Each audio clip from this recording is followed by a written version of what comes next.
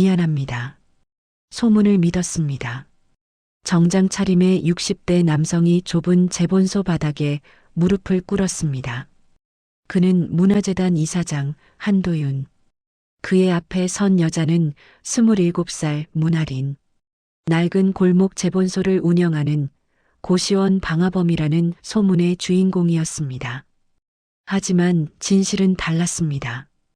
그녀는 방화범이 아니라 연기 속에서 2명의 할머니를 구해낸 영웅이었죠. 그런데 왜 건물주의 아들은 그녀를 범인으로 만들었을까요? 그리고 왜 재벌 이사장은 그 소문을 믿고 그녀를 시험했을까요? 비 오는 새벽, 낡은 점퍼를 입고 골목을 배회하던 이사장. 3억 원의 투자 제안을 거절한 재본소 주인. 그리고 마침내 밝혀진 누명과 진실. 오늘은 한 권의 책처럼 펼쳐지는 이 이야기를 들려드리겠습니다.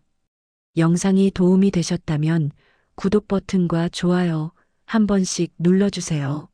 그리고 알림 설정까지 해두시면 새로운 이야기를 가장 먼저 만나보실 수 있어요. 그럼 이제 본격적으로 이야기 시작하겠습니다.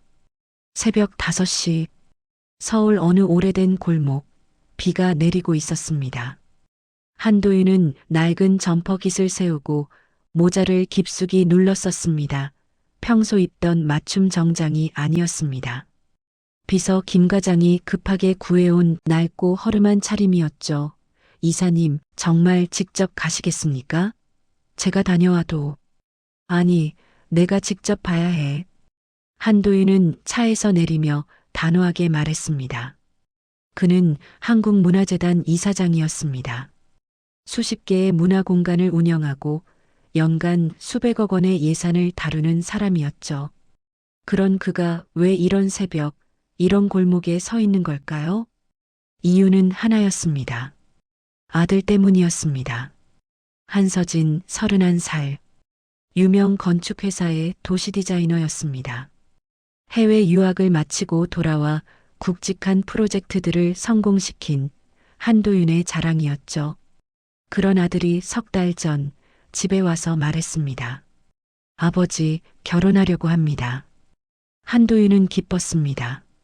아들이 드디어 정착할 생각을 하는구나 싶었죠. 그래, 어떤 사람이냐? 어느 집 따님이고 재본소를 운영하는 분입니다. 재본소? 한도윤은 잠시 당황했습니다. 재본소라니? 요즘 같은 세상에 재본소를? 네, 골목에서 작은 재본소를 운영하고 계세요. 이름은 문아린이고 저보다 4살 어립니다. 그래. 가족은? 외할머니 한 분 계시고요. 부모님은 일찍 돌아가셨다고 합니다. 한도윤은 복잡한 표정을 지었습니다. 재산이 문제가 아니었습니다. 그는 그런 속물은 아니었으니까요. 하지만 뭔가 석연치 않았습니다. 아들이 평소와 달리 말을 아끼는 것 같았거든요. 아버지, 제가 데리고 올게요. 직접 만나보시면. 아니, 괜찮다. 내가 선택한 사람이면 됐어. 겉으로는 그렇게 말했지만 한도윤은 불안했습니다. 그래서 비서 김 과장에게 조용히 부탁했습니다. 문아린이란 사람 좀 알아봐 주게. 며칠 뒤 김 과장이 보고서를 가져왔습니다. 이사님 확인했습니다.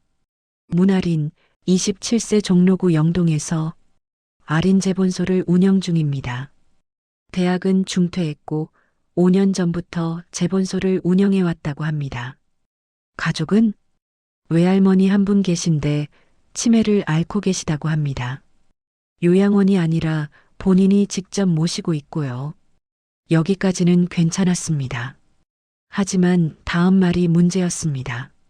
그런데 이사님, 최근에 좋지 않은 소문이 있습니다. 무슨 소문? 3개월 전 근처 고시원에서 화재가 있었습니다. 다행히 인명 피해는 없었는데 동네에서는 문아린 씨가 원인 제공자라는 소문이 돌고 있다고 합니다. 뭐? 한도윤은 깜짝 놀랐습니다. 확실한 겁니까? 확실하지는 않습니다. 경찰 조사에서는 원인 미상으로 종결됐고요. 다만 동네 사람들 사이에서 그런 소문이 돈다는 겁니다. 한도윤은 보고서를 덮었습니다. 화재, 원인 제공자, 아들이 그런 사람과 결혼하려 한다고요? 하지만 성급하게 판단할 순 없었습니다. 소문은 소문일 뿐이니까요. 더 자세히 알아봐주게. 그리고 내가 직접 가봐야겠어. 직접요? 그래, 내 눈으로 확인하고 싶어. 그래서 한도윤은 새벽 이 골목에 서게 된 것입니다. 비는 계속 내렸습니다. 골목은 좁았고 가로등은 희미했습니다. 한도윤은 천천히 걸었습니다. 아린 재본소라는 낡은 간판이 보였습니다. 작은 가게였습니다. 유리창 너머로 희미한 불빛이 새어나왔죠. 새벽 5시인데 불이 켜져 있다고? 한도윤은 조심스럽게 가게 앞으로 다가갔습니다. 유리창 너머로 안을 들여다봤습니다. 젊은 여자가 보였습니다. 긴 머리를 묶고 낡은 앞치마를 두른 채 책을 꿰매고 있었습니다. 바늘과 실을 들고 한 땀 한 땀 정성스럽게. 그녀의 손은 거칠었습니다. 반창고가 여러 군데 붙어 있었고 손가락 끝은 굳은 살이 배겨 있었죠. 하지만 그 손의 움직임은 정확했습니다. 마치 숙련된 장인처럼. 한도윤은 넋을 잃고 지켜봤습니다. 그녀 옆에는 쌓여있는 책들이 보였습니다. 낡은 교과서, 노트, 앨범들. 새 것은 하나도 없었습니다. 모두 낡고 해진 것들이었죠. 그런데 이상했습니다.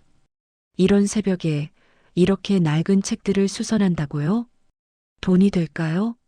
요즘 누가 이런 걸 맡기나요? 한도윤이 의문을 품고 있을 때 가게 문이 열렸습니다.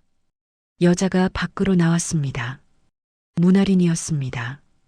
그녀는 작은 우산을 펼쳐들고 골목 끝으로 걸어갔습니다.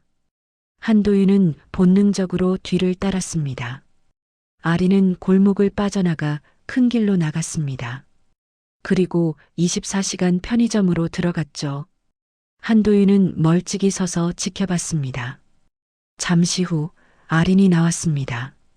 손에는 김밥 하나와 우유 한 팩이 들려 있었습니다. 그녀는 다시 골목으로 돌아왔습니다. 하지만 재본소로 가지 않았습니다. 옆 건물 쪽으로 갔죠. 한도윤이 따라가 보니 그곳은 낡은 다세대 주택이었습니다. 아린은 2층으로 올라갔습니다. 문을 열고 들어가는 그녀의 뒷모습을 보며 한도윤은 생각했습니다. 저기가 그녀가 사는 곳인가? 한도윤은 건물 밖에서 한참을 기다렸습니다. 30분쯤 지났을까요? 아린이 다시 나왔습니다. 이번엔 노인 한 분을 부축하고 있었습니다. 흰 머리의 할머니였습니다. 허리가 굽고 걸음이 불안정했죠. 아린은 조심스럽게 할머니를 부축해 천천히 계단을 내려왔습니다. 할머니, 천천히요. 비 와서 미끄러우니까 조심하세요. 아린아, 우리 어디 가는 거니? 산책 가요, 할머니. 아침 공기 쐬러요. 아침? 벌써 아침이야? 네, 할머니. 해가 곧 뜰 거예요. 할머니는 치매가 있는 것 같았습니다.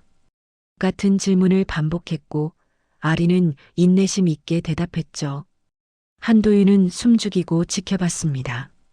두 사람은 골목 끝 작은 공원으로 갔습니다. 아린은 할머니를 벤치에 앉히고 옆에 나란히 앉았습니다. 할머니, 여기서 잠깐 쉬었다가요. 고맙다, 아린아. 넌 참 착한 아이야. 할머니가 더 착하시죠.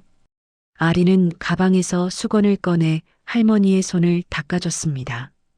그리고 물티슈로 할머니 얼굴을 조심스럽게 닦아줬죠. 할머니, 오늘 날씨 좋죠? 그래, 참 좋구나. 한도윤은 멀리서 그 장면을 지켜보며 생각했습니다. 저게 화재 방화범이라고? 뭔가 맞지 않았습니다. 저렇게 할머니를 돌보는 사람이 정말 방화를 저질렀을까요? 한도윤은 더 알아봐야겠다고 생각했습니다. 그날 그는 아침까지 골목을 배회하며 아린을 지켜봤습니다.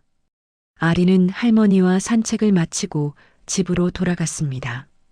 할머니를 재운 뒤 다시 재본소로 왔죠. 그리고 문을 열고 영업을 시작했습니다. 오전 9시 첫 손님이 왔습니다. 중학생으로 보이는 학생이었습니다. 저 노트 좀 꿰맬 수 있을까요? 아리는 밝게 웃으며 노트를 받았습니다. 그럼요. 어떻게 해드릴까요? 링 부분이 다 망가져서 새로 묶어주실 수 있나요? 네, 가능해요. 수선비는 3,000원인데 괜찮으세요? 학생은 망설였습니다. 저 지금 돈이 없어서요. 다음에 가져와도 될까요? 아리는 잠시 학생을 바라보다가 미소 지었습니다. 괜찮아요. 그냥 가져가세요. 네. 공부 열심히 하는 학생한테 어떻게 돈을 받아요? 선물이에요. 학생은 눈을 크게 떴습니다. 정말요? 감사합니다.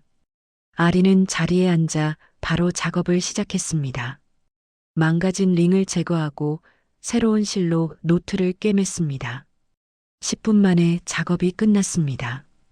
여기요. 이제 튼튼해졌어요. 와, 새 것 같아요. 정말 감사합니다. 학생은 신이 나서 돌아갔습니다. 한도윤은 그 광경을 보며 생각했습니다. 저렇게 장사해서 먹고 살 수 있을까? 무료로 일해주는 경우가 한두 번이 아니었습니다. 오후에 온 할머니에게도 마찬가지였습니다. 비에 젖은 앨범을 들고 온 할머니에게 아리는 정성껏 책을 말렸습니다. 손이 시려워도 찬물에 맨손을 담그고 한 장 한 장 닦아냈죠. 할머니, 이거 돌아가신 할아버지 사진이시죠? 제가 최대한 살릴게요. 고맙네, 아가씨. 얼마 드리면 되나? 아이고, 이런 건 돈 받을 수 없어요. 그냥 가져가세요. 한도윤은 하루 종일 지켜봤습니다. 그리고 깨달았습니다. 이 여자는 돈을 벌려고 재본소를 하는 게 아니었습니다. 사람의 기억을, 이야기를 지키려고 하는 거였습니다. 낡은 교과서 한 권에도 누군가의 학창 시절이 담겨 있고 해진 앨범 한 권에도 누군가의 인생이 담겨 있다는 걸 아는 사람. 그날 저녁 한도윤은 비서 김 과장에게 전화했습니다. 김 과장, 내가 직접 봤네. 그 소문. 뭔가 이상해. 더 파봐주게. 알겠습니다, 이사님. 그리고 한도윤은 결심했습니다. 진실을 알아내겠다고. 아들이 사랑한 여자가 어떤 사람인지 제대로 알아내겠다고. 며칠 뒤 한도윤은 비서 김 과장을 불렀습니다. 김 과장, 자네가 투자자로 가게. 네. 무슨 말씀이십니까? 아린재본소에 투자 제안을 하게. 사업 확장 명목으로 3억을 제안해봐. 3억이요? 그래. 그 정도면 재본소 10개는 차릴 수 있을 걸세.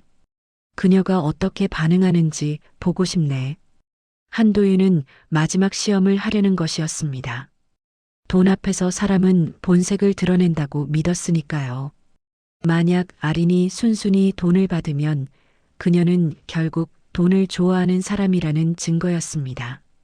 하지만 만약 거절한다면 그건 또 다른 의미가 있을 터였죠. 이틀 뒤 김 과장이 재본소를 찾아갔습니다. 정장을 입고 서류 가방을 든 모습이었습니다. 안녕하세요. 문아린 대표님 계십니까? 아린이 고개를 들었습니다. 네, 저인데요. 무슨 일로 오셨나요? 저는 미래투자 파트너스의 김입니다.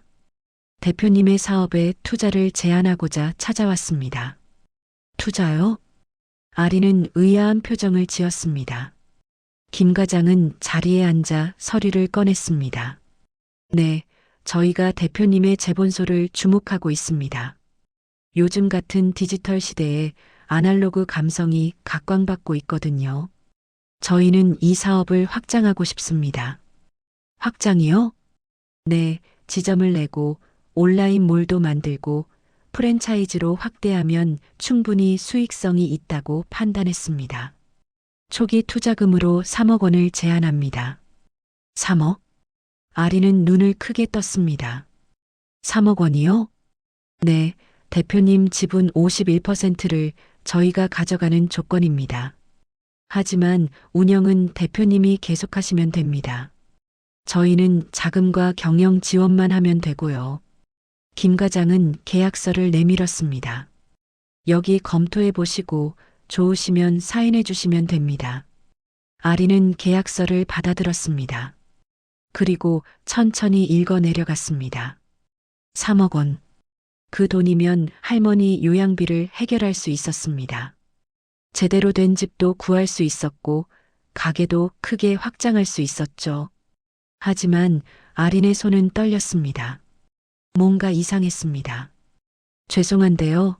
저희 가게가 그렇게 투자 가치가 있나요? 물론입니다. 저희가 충분히 검토했습니다. 근데 제가 보기엔 이 가게는 한 달에 순수익이 50만 원도 안 나오는데요. 그런 곳에 3억을 투자하신다고요? 김 과장은 잠시 당황했습니다. 그건 미래 가치를 보는 겁니다. 브랜드 가치와 브랜드요? 아리는 조용히 웃었습니다. 이 재본소가 무슨 브랜드가 있나요? 간판도 낡았고 손님도 하루에 서너 명 오면 많이 오는 건데. 김 과장은 할 말을 잃었습니다. 아리는 계약서를 김 과장에게 돌려줬습니다. 죄송합니다만 투자는 사양하겠습니다. 네. 왜요? 3억이면 인생이 바뀔 수 있는 돈인데. 그게 문제예요. 아리는 작업대 위에 책을 쓰다듬으며 말했습니다. 이 집은 사람의 이야기를 꿰매는 곳이에요. 학생의 노트, 할머니의 앨범, 누군가의 일기장. 이런 것들은 돈으로 환산할 수 없어요. 하지만 만약 제가 확장하고 지점을 내고 프랜차이즈를 한다면 어떻게 될까요? 빨리빨리 일해야 하고 수익을 내야 하고 손님을 많이 받아야 하겠죠. 아리는 고개를 저었습니다. 그럼 이 실밥은 헐거워져요. 급하게 꿰맨 책은 금방 풀립니다. 욕심내면 안 돼요. 김 과장은 아무 말도 할 수 없었습니다. 이해해 주셔서 감사합니다만 저는 이 작은 가게 하나로 충분합니다. 여기 오는 분들의 이야기를 듣고 그분들의 기억을 지켜드리는 것. 그게 제가 하고 싶은 일이에요. 알겠습니다. 김 과장은 서류를 챙겨 일어났습니다. 좋은 하루 되세요. 김 과장이 나간 뒤 아리는 한숨을 쉬었습니다. 3억? 솔직히 마음이 안 흔들렸다면 거짓말이었습니다. 하지만 그녀는 알고 있었습니다. 어떤 것은 돈으로 살 수 없다는 걸, 어떤 것은 커지면 안 된다는 걸. 이 재본소는 그런 곳이었습니다. 마이너스. 그날 저녁 김 과장이 한도윤에게 보고했습니다. 이사님, 거절당했습니다. 거절? 네, 3억을 제안했는데 단칼에 거절하더군요. 한도윤은 놀랐습니다. 이유가 뭐라고 하던가? 이 집은 사람의 이야기를 꿰매는 곳이라고 하더군요. 욕심내면 헐거워진다고. 한도윤은 잠시 침묵했습니다. 욕심내면 헐거워진다. 그 말이 가슴에 꽂혔습니다. 김 과장. 네, 이사님. 그 화재건 제대로 파봐. 경찰 조서까지 다 확인하고 당시 현장에 있던 사람들 다 만나봐. 알겠습니다. 한도윤은 확신했습니다. 이 여자는 뭔가 다르다고. 그리고 그 소문은 분명 거짓이라고. 일주일 뒤 김 과장이 긴급하게 한도윤을 찾아왔습니다. 이사님, 확인했습니다. 뭘 확인했나? 화재건입니다. 진실을 알아냈습니다. 김 과장은 서류 뭉치를 내밀었습니다. 한도윤은 서류를 펼쳤습니다. 3개월 전 3월 15일 새벽 2시 동고시원에서 화재가 발생했습니다. 신고자는 문아린이었습니다. 문아린이 신고를 했다고? 네, 그녀가 가장 먼저 119에 신고했습니다. 그리고 직접 고시원에 들어가 사람들을 깨웠다고 합니다. 한도윤은 계속 서류를 읽어 내려갔습니다. 당시 퇴직 소방관 이모 씨의 증언에 따르면 문아린은 영기가 자옥한 건물에 들어가 할머니 두 분을 직접 구조했다고 합니다. 할머니 두 분을? 네, 거동이 불편한 노인 두 분이 방에 갇혀 있었는데 아린 씨가 연기를 뚫고 들어가 두 분을 구했다고 합니다. 한도윤은 숨이 막혔습니다. 그런데 왜 그녀가 방화범이라는 소문이? 그게 여기 있습니다. 김 과장이 다른 서류를 펼쳤습니다. 실제 화재 원인은 고시원 주인의 아들이었습니다. 그는 당시 술에 취해 담배를 피우다가 불씨를 제대로 끄지 않았고 그게 화재로 이어졌습니다. 하지만 고시원 주인, 즉 건물주는 자기 아들을 감싸려 했습니다. 경찰 조사에서는 원인 미상으로 결론이 났지만 건물주는 동네에 소문을 퍼뜨렸습니다. 무슨 소문을? 문아린이 재본소에서 작업하다가 불씨를 제대로 끄지 않아 화재가 났다고요. 재본소가 고시원 바로 옆 건물이었거든요. 한도윤은 주먹을 쥐었습니다. 증거도 없이? 네, 증거는 없습니다. 하지만 소문은 빠르게 퍼졌습니다. 동네 사람들은 건물주의 말을 믿었고 문아린을 방화범 취급했습니다. 그럼 아린은 뭐라고 했나? 아무 말도 안 했답니다. 그냥 묵묵히 일했다고 합니다. 한도윤은 서류를 내려놓았습니다. 김 과장, 당시 현장에 있던 퇴직 소방관 연락처 있나? 네, 여기 있습니다. 그 사람 만나자.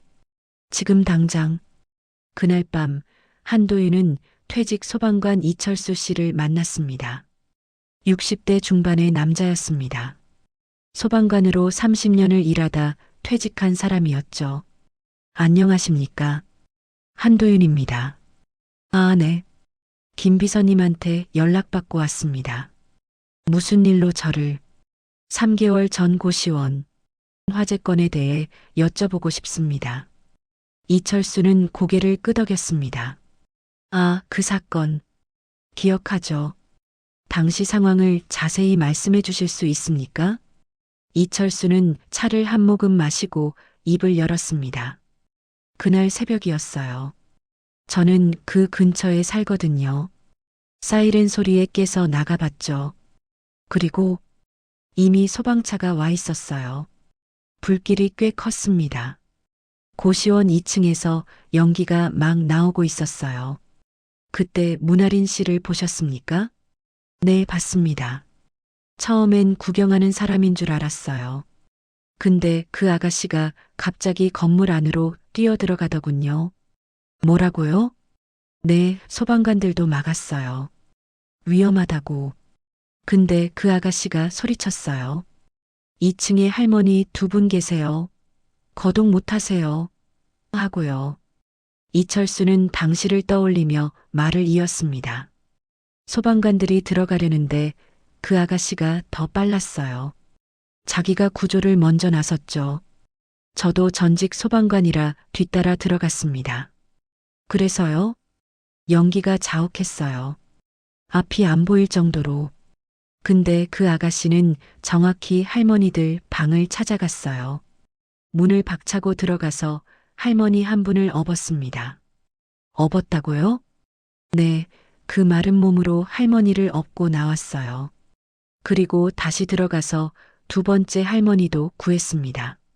제가 도왔지만 주로 그 아가씨가 한 겁니다. 한도윤은 숨을 멈췄습니다. 그 아가씨 손을 봤어요. 화상을 입었더라고요. 뜨거운 문고리를 잡아서. 근데 아파하지도 않았어요. 할머니들이 안전한지만 확인하더군요. 저는 30년 소방관 생활하면서 그런 사람 처음 봤습니다. 자기 목숨 걸고 남을 구하는 사람. 그것도 아무 상관도 없는 사람을요. 이철수는 한숨을 쉬었습니다. 근데 나중에 들으니 그 아가씨가 방화범이라는 소문이 돌더군요. 말도 안 되는 소리죠. 첫 신고자가 그 아가씨였어요. 방화범이 왜 신고를 해요? 그럼 실제 원인은 뭐였습니까? 고시원 주인 아들이에요. 그놈이 술 먹고 담배 피우다가 불씨를 안 끈 거죠. 근데 건물주가 자기 아들 감싸려고 그 착한 아가씨한테 누명을 씌운 겁니다. 한도윤은 주먹을 쥐었습니다. 분노가 치밀었습니다. 왜 경찰에 제대로 진술하지 않으셨습니까? 했어요. 다 말했죠. 근데 증거가 부족하다고 원인 미상으로 종결됐어요. CCTV도 없고 목격자도 애매하고 건물주는 돈 많은 사람이라 변호사도 좋은 사람 썼고요. 이철수는 쓴웃음을 지었습니다. 그 아가씨한테 미안했어요. 영웅인데 방화범 취급받는 거 보면서 한도윤은 자리에서 일어났습니다. 감사합니다. 귀한 증언 들려주셔서. 그 아가씨 아세요? 네, 압니다. 그럼 전해주세요. 제가 미안하다고, 그리고 고맙다고. 한도윤은 고개를 숙여 인사했습니다. 그날 밤 한도윤은 잠을 이룰 수 없었습니다. 자신이 얼마나 큰 실수를 했는지 깨달았으니까요. 소문을 믿었습니다. 그리고 그녀를 시험했습니다. 3억 원이라는 돈으로. 한도윤은 부끄러웠습니다. 자신이 평생 문화와 예술을 말하면서 정작 한 사람의 진심을 알아보지 못했다는 게. 다음 날 아침 한도윤은 결심했습니다. 직접 가서 사과하겠다고. 무릎을 꿇고서라도.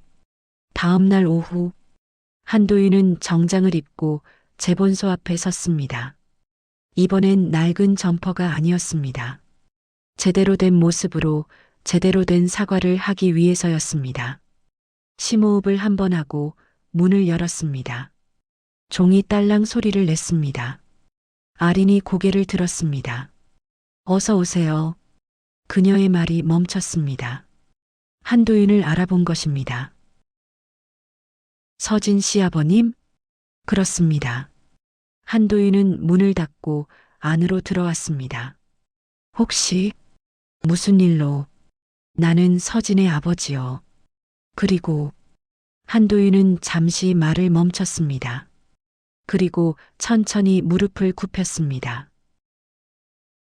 한도윤이라고 합니다. 아린의 눈이 커졌습니다. 한도윤의 무릎이 바닥에 닿았습니다. 저 뭐 하시는 거예요? 일어나세요. 아린이 당황해서 다가왔지만 한도윤은 고개를 숙인 채였습니다. 미안합니다.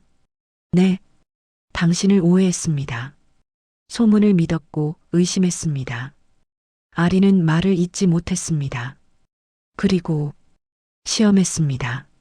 3억 원을 제안한 투자자, 실은 제 비서였습니다. 아린은 이해했습니다. 그래서 그렇게 이상했구나. 당신이 돈을 좋아하는 사람인지 확인하고 싶었습니다. 하지만 틀렸습니다. 당신은 돈보다 소중한 것을 지키는 사람이었습니다. 한도윤은 고개를 들어 아린을 똑바로 봤습니다. 화제 진실도 알았습니다. 당신이 방화범이 아니라 영웅이라는 것도. 아린의 눈이 흔들렸습니다. 할머니 두 분을 구한 것도, 목숨을 걸고 연기 속에 뛰어든 것도 다 알았습니다. 그건 왜 해명하지 않았습니까? 왜 소문을 그대로 뒀습니까? 아린은 잠시 침묵했습니다. 그리고 조용히 말했습니다. 해명해봤자 소용없어요. 사람들은 자기가 믿고 싶은 걸 믿으니까요. 그리고 저는 제가 한 일이 맞는지 확신이 없었어요. 그냥 해야 할 것 같아서 한 거였거든요. 한도윤은 가슴이 먹먹했습니다. 당신 손에 화상 자국, 그때 입은 거죠? 아린은 자신의 손을 내려다봤습니다. 손바닥에 희미한 자국이 남아 있었습니다. 네, 문고리가 뜨거웠어요. 그래도 문을 열어야 했어요. 한도윤은 더 이상 참을 수 없었습니다. 정말 미안합니다. 제가 너무 어리석었습니다. 일어나세요, 아버님. 괜찮아요. 아닙니다. 괜찮지 않습니다. 한도윤은 자리에서 일어났습니다. 내가 보상하겠소. 그 누명을 벗겨드리고 제대로 된 명예를 찾아드리겠소. 아니요, 괜찮아요. 저는 그리고 이 재본소를 지키겠소. 당신이 원하는 방식대로. 아리는 한도윤을 바라봤습니다. 무슨 말씀이세요? 확장은 안 하셔도 됩니다. 하지만 안전은 지켜드려야죠. 화재 방지 시설 제대로 갖추겠습니다. 소화기, 비상등, 스프링클러, 그리고 이 골목 전체를 안전하게 만들겠습니다. 하지만 그건 돈이 제가 하겠습니다. 문화재단 이사장으로서가 아니라 서진의 아버지로서, 그리고 한 사람으로서. 아리는 눈시울이 붉어졌습니다. 감사합니다. 한도윤은 미소 지었습니다. 아니요, 제가 감사합니다. 당신 같은 사람을 만나게 해준 것에 대해. 그날부터 변화가 시작됐습니다. 한도윤은 약속을 지켰습니다. 일주일 만에 재본소에 최신 소화 시스템이 설치됐습니다. 골목 전체에 비상등이 달렸고 소화기가 곳곳에 배치됐습니다. 그리고 한도윤은 상인들을 모아 야간 안전 교육을 열었습니다. 화재는 예방이 중요합니다. 우리 모두 조금씩만 신경 쓰면 큰 사고를 막을 수 있습니다. 상인들은 진지하게 들었습니다. 그리고 그 자리에서 한도윤은 진실을 밝혔습니다. 3개월 전 고시원 화재, 여러분 기억하시죠? 사람들이 고개를 끄덕였습니다. 그 화재의 첫 신고자이자 구조자는 문아린 씨였습니다. 그녀는 방화범이 아니라 영웅입니다. 사람들이 웅성거렸습니다. 증거도 있습니다. 당시 소방관의 증언과 119 신고, 기록 모두 확인했습니다. 한도윤은 서류를 보여줬습니다. 앞으로 그런 소문은 퍼뜨리지 말아 주십시오. 그리고 혹시 잘못 알고 계셨던 분들은 사과해 주십시오. 그날 이후 동네 분위기가 바뀌었습니다. 사람들이 하나둘 재본소를 찾아와 사과했습니다. 아가씨, 미안해요. 우리가 잘못 알았어요. 괜찮아요, 할머니.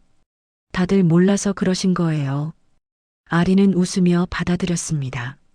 그리고 서서히 재본소에 손님이 늘어나기 시작했습니다.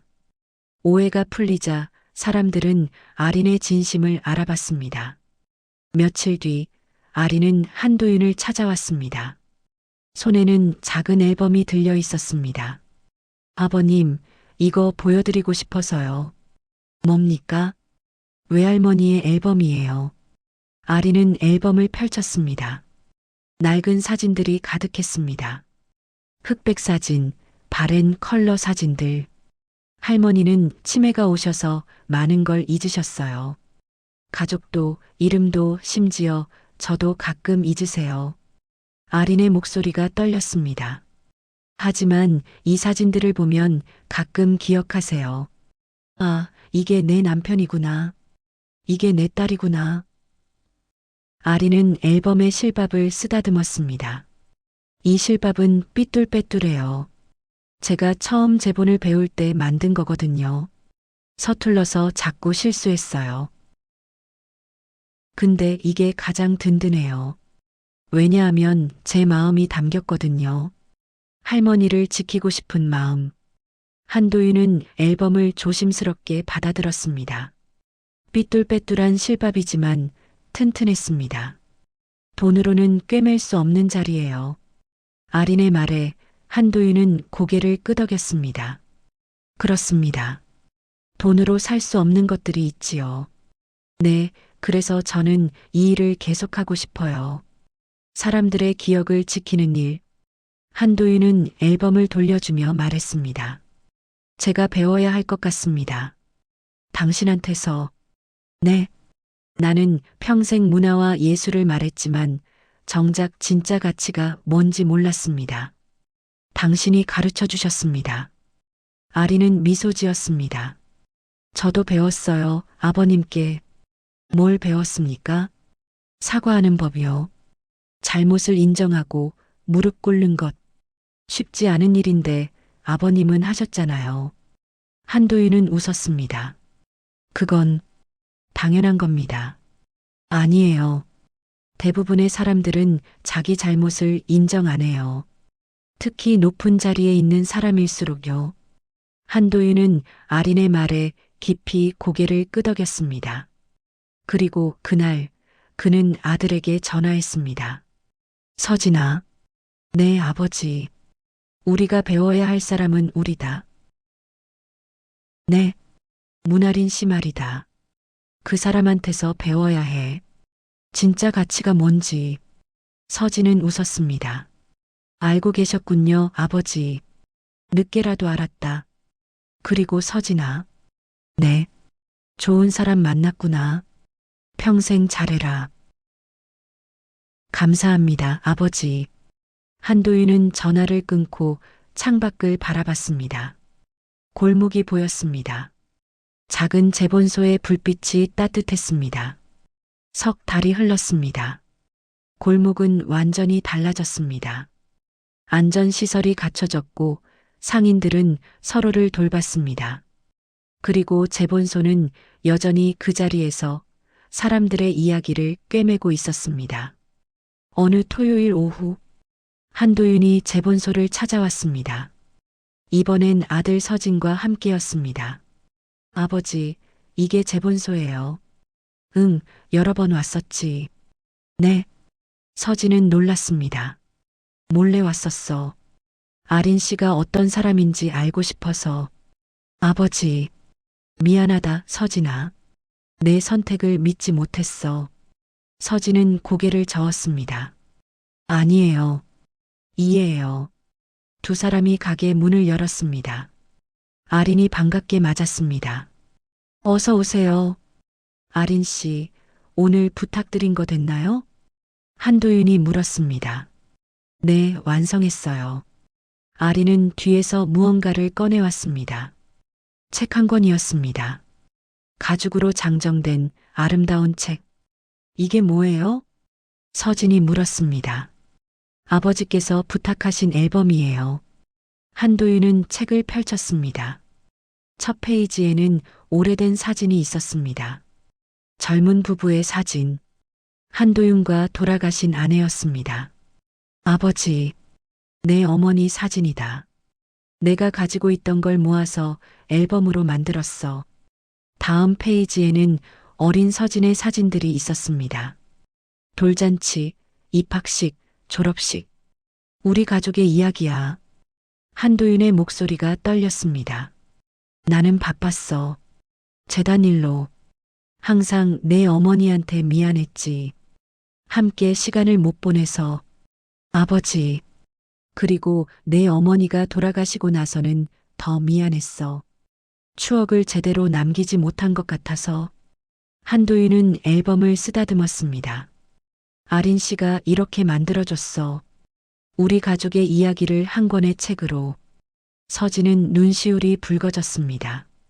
아린은 조용히 미소 지었습니다. 이 실밥은 절대 풀리지 않을 거예요. 제가 가장 정성껏 꿰맸거든요. 한도윤은 고개를 끄덕였습니다. 고맙습니다. 아니에요. 감사한 건 저예요. 이런 소중한 이야기를 맡겨주셔서. 세 사람은 앨범을 함께 펼쳐봤습니다. 한 페이지 한 페이지 추억이 살아났습니다. 웃음도 있었고 눈물도 있었습니다. 아린 씨, 한도윤이 말했습니다. 네, 아버님. 서진이한테 잘해주겠습니까? 아린은 웃었습니다. 제가 잘해야죠. 서진 씨가 저한테 너무 잘해주는데. 서진이 아린의 손을 잡았습니다. 저는 아린 씨한테 배우고 있어요. 진짜 중요한 게 뭔지. 나도 배우고 있어. 한도윤이 말했습니다. 너희 둘한테서. 세 사람은 웃었습니다. 그리고 그 순간 한도윤은 깨달았습니다. 이것이 가족이구나. 피가 아니라 마음으로 연결된, 돈이 아니라 진심으로 묶인 그런 관계. 몇 주 뒤 결혼식 날, 작은 결혼식이었습니다. 호텔이 아니라 골목 안, 작은 마당에서 열렸습니다. 동네 사람들이 모두 모였습니다. 재본소 단골 손님들, 상인들, 할머니, 할아버지들, 아린의 외할머니도 휠체어에 앉아 축복했습니다. 우리 아린이 예쁘다. 할머니, 기억하세요? 응, 오늘은 기억해. 너 결혼하는 날이지? 네, 할머니. 할머니는 아린의 손을 꼭 잡았습니다. 행복해라, 아린아. 네, 할머니. 행복할게요. 식이 시작됐습니다. 한도윤이 단상에 올랐습니다. 여러분, 오늘 이 자리에 와주셔서 감사합니다. 사람들이 박수를 쳤습니다. 저는 한도윤입니다. 신랑 서진의 아버지입니다. 그리고 많은 것을 배운 사람입니다. 한도윤은 아린을 바라봤습니다. 신부 아린 씨한테서 배웠습니다. 진짜 가치가 무엇인지, 돈으로 살 수 없는 것이 무엇인지, 그리고 제 아들한테서도 배웠습니다. 사람을 보는 눈을. 저는 처음에 이 결혼을 반대하려 했습니다. 사람들이 조용해졌습니다. 소문을 믿었고 의심했습니다. 하지만 틀렸습니다. 한도윤은 고개를 숙였습니다. 아린 씨, 미안했습니다. 그리고 고맙습니다. 아린은 눈물을 닦았습니다. 이제 저는 압니다. 가족이란 무엇인지, 혈연이 아니라 마음으로 연결된 사람들, 서로를 이해하고 존중하고 사랑하는 사람들. 한도윤은 두 사람을 바라봤습니다. 서진아, 아린 씨, 평생 행복하렴. 사람들이 박수를 쳤습니다. 서진과 아린은 서로를 바라보며 웃었습니다. 결혼식이 끝나고 한도윤은 재본소 앞에 섰습니다. 문은 닫혀 있었지만 안에는 불이 켜져 있었습니다. 누군가 작업을 하고 있었습니다. 한도윤이 문을 두드렸습니다. 문이 열렸습니다. 서진이 앞치마를 두르고 서 있었습니다. 아버지, 무슨 일이세요? 너 뭐하니? 재본 배우고 있어요. 아린한테. 한도윤은 안으로 들어갔습니다. 아린이 서진에게 바느질을 가르치고 있었습니다. 이렇게 하는 거예요. 천천히 정성껏. 어렵네요. 처음엔 다 어려워요. 근데 익숙해지면 재미있어요. 한도윤은 두 사람을 지켜봤습니다. 그리고 미소 지었습니다. 나도 배워도 되겠니? 네. 아버지도요? 응, 나도 배우고 싶어. 사람의 이야기를 꿰매는 법. 아린은 환하게 웃었습니다. 물론이죠, 아버님. 앉으세요. 세 사람은 작은 작업대 앞에 앉았습니다. 아린이 바늘과 실을 건넸습니다. 첫 번째 실밥이 중요해요. 이게 튼튼해야 나머지도 튼튼하거든요. 응. 한도윤은 서툴게 바늘을 들었습니다. 평생 처음 해보는 일이었습니다. 하지만 즐거웠습니다. 아버지, 잘하시네요. 그래. 네, 첫 번째 치고는 괜찮아요. 세 사람은 웃었습니다. 밤은 깊어갔지만 재본소의 불은 꺼지지 않았습니다. 세 사람의 웃음소리가 골목에 울려 퍼졌습니다.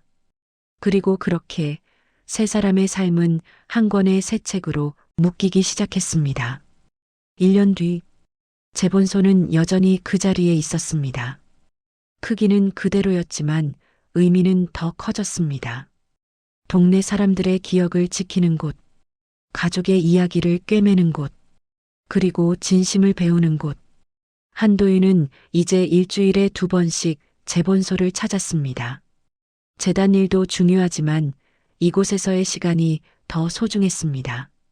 아버님, 오늘은 뭘 만드실 거예요? 응, 오늘은 우리 재단 직원들 이야기를 모아볼까 해. 좋은 생각이에요.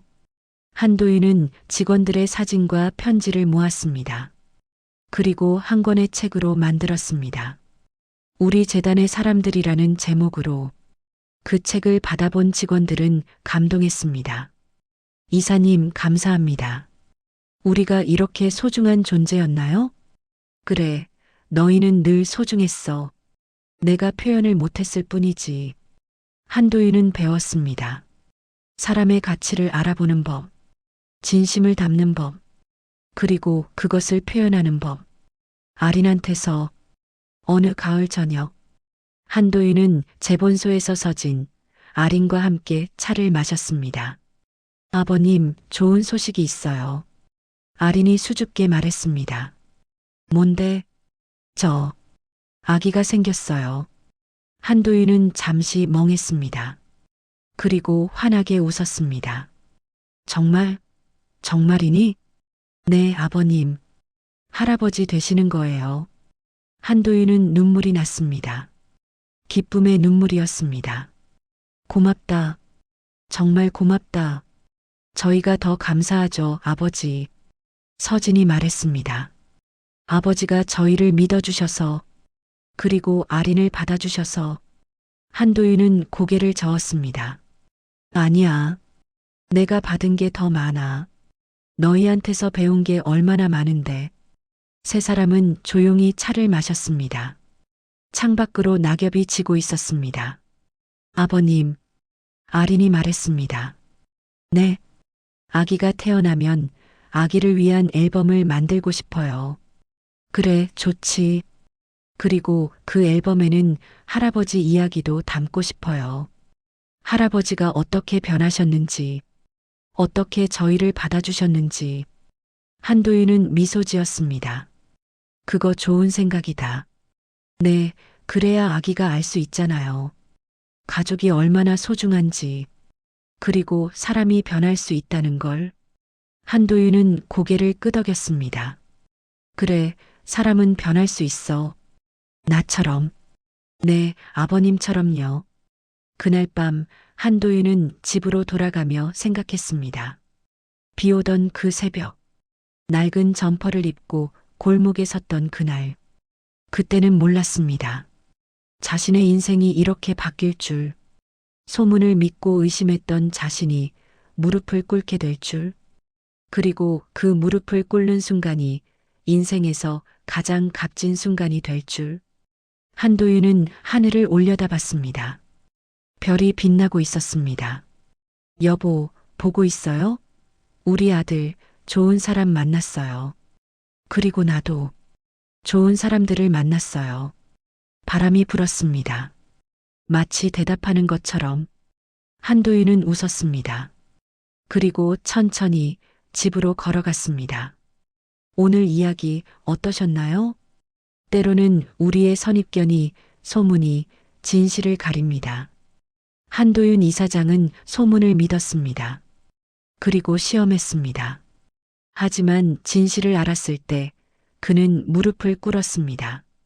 자신의 잘못을 인정하고 사과하는 것. 쉽지 않은 일입니다. 특히 높은 자리에 있는 사람일수록요. 하지만 한도윤은 했습니다. 그리고 그 순간부터 그의 인생은 달라졌습니다. 문아리는 방화범이 아니라 영웅이었습니다. 연기 속에서 할머니 두 분을 구한 사람이었습니다. 하지만 그녀는 해명하지 않았습니다. 사람들은 자기가 믿고 싶은 걸 믿으니까요. 그녀는 그저 묵묵히 자신의 일을 했습니다. 사람들의 기억을 지키고 이야기를 꿰매는 일, 돈보다 소중한 것을 지키는 일. 한도윤은 그녀한테서 배웠습니다. 진짜 가치가 무엇인지, 돈으로 살 수 없는 것이 무엇인지, 그리고 가족이란 무엇인지. 욕심내면 헐거워져요. 아린의 그 말이 가슴에 남습니다. 어떤 것은 크게 만들면 안 됩니다.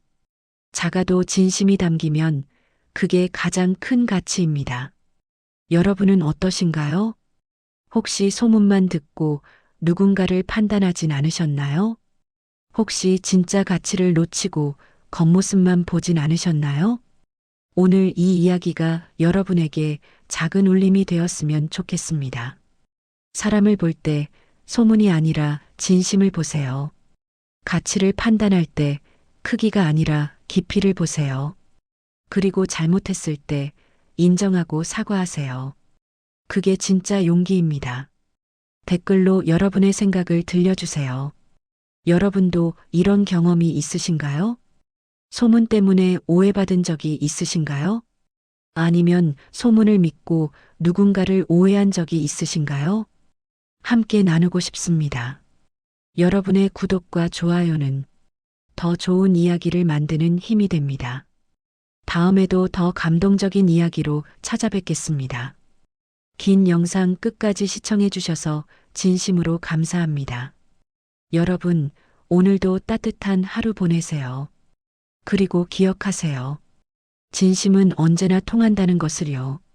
작아도 진실한 것이 크고 화려한 것보다 가치 있다는 것을요.